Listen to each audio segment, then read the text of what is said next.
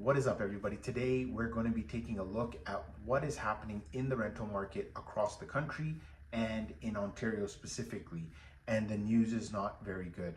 Now, with inflation, we have had major rate increases, and as a result has now caused rental rates to continue to increase, and is going to continue to increase until inflation comes under control and the Bank of Canada decides to reduce rates. The reason being is because many landlords are actually now subsidizing the cost of living for tenants as mortgage costs have increased, and they can obviously pass those costs on to their tenants, as many of the properties are rent controlled, meaning that they're only allowed to increase it based on what the Ontario government has released for the annual increases. So for this year, it's 2.5%. Next year also they will be allowing for a 2.5% increase also. This video here is actually to help guide renters also, so that they're able to determine how to be able to navigate themselves through this market. So I've had some clients where they've actually sold their properties, they are renting, and they're actually waiting for the right opportunity to purchase a property. I think now the market is still weakening, as we need some certainty as to what direction the Bank of Canada will really be headed in, as we've had a spike in the inflation rate up to 3.3% as compared to the previous month's 2.8%. So the numbers didn't actually look as bad as they actually did, as core inflation actually did come down. The question really is going to be is, will the Bank of Canada be tinkering with the rate, or are they going to watch and see how the economy is reacting to these rate hikes? Hi, I'm Paul Sawhney. I am a real estate agent, a mortgage specialist, and a real estate investor here in the GTA. Let's take a dive into the numbers and see what is happening in the rental market throughout Canada, and specifically Ontario, for all rental investors.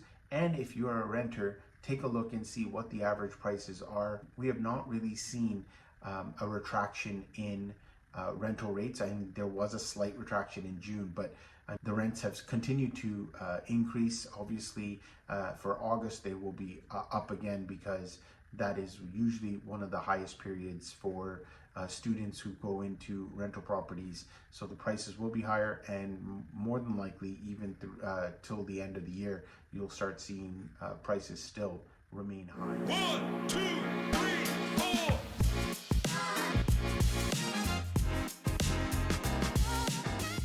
So let's take a look at the numbers and see exactly what has happened in the month of July. And then I'll also give you some insight as to what is going to potentially happen in the rental market, and where this and how this can actually affect the country as a whole, and potentially have a further housing crisis. So here, the rentals.ca report says that we've reached the highest rental rate on record at 2,078. Now, the scary part is if you can see, we are actually at 8.9% year over year. So it's, if you add 10% basically to your rent, you're looking at, $170 almost per month that tenants need to find. If you look at the map here, you'll see that the majority of the rental increases have occurred in Ontario, and they're astronomical numbers, which don't look very good for renters. And even probably for buyers of homes who want to rent properties out as investment properties, as the numbers just don't make sense depending on the type of dwelling that you're buying. So you can see here in Toronto, year over year, you're up 13.4%, 8.9% for a 2-bedroom. Mississauga also, for a 1-bedroom, you're up 20%, 18.3% for a 2-bedroom. Just ridiculous numbers.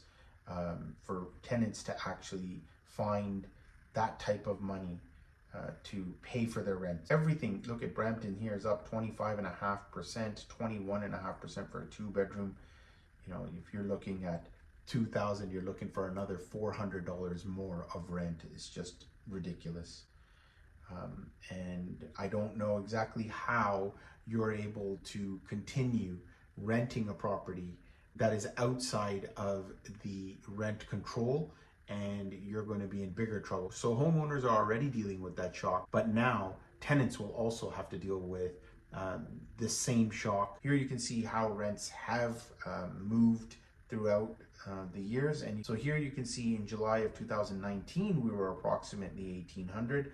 But in July of 2022, we were at 1,900, and now we're at 2,078. And as I mentioned before, that's about a $170 increase for just the national average. This actually will give you a very good idea of what's happening in Ontario. So for a studio apartment, we're looking at $1,788. For a one bedroom, you're looking at $2,250. $2,700 for a two bedroom, and $2,900 for a three bedroom. Just pause the video. I just wanted to quickly show you the statistics for each type of dwelling. Now, obviously, if you're an investor, you can also use this as a general rule of thumb as to where rents are when you're calculating how much can a property cash flow based on the types of rents that you can get.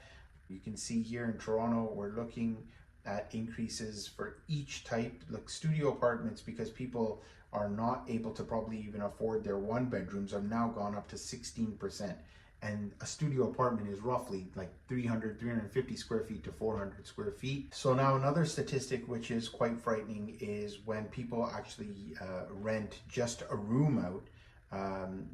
That used to be $700-800 a month. We have now surpassed $1,000 for rental at $1,009 in Ontario. So the overall rental report does not look very promising for tenants for sure.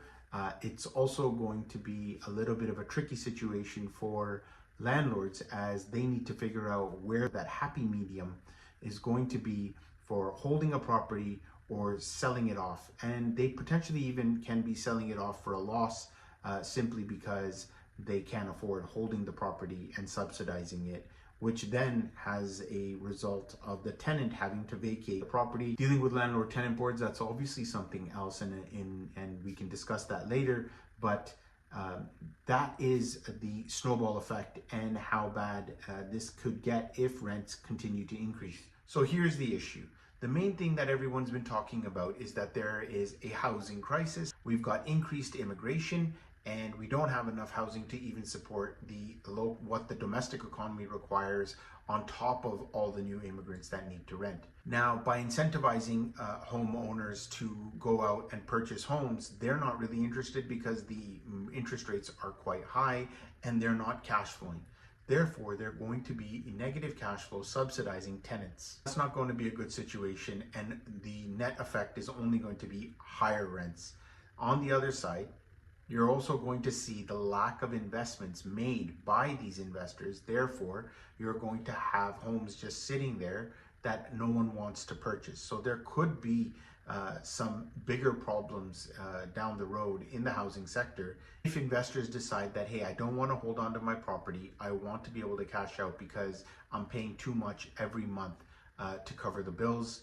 Landlords are going to be divesting themselves of their investments because it's going to cost them far too much to cover the costs. High interest rates really does affect the entire market, because the government actually needs more housing. New builders are not going to necessarily just build homes, even though they're not subject to necessarily the rent control. And there is a statistic that's showing that more than 50% of investors who have a condo are actually paying out of pocket. So rent is not covering the cost of the unit itself. Rents are escalating at the same time that home prices are going up, at the same time that mortgage rates are also increasing. If you have any questions regarding anything regarding real estate or mortgages, feel free to book a call via my Calendly link. The link is below.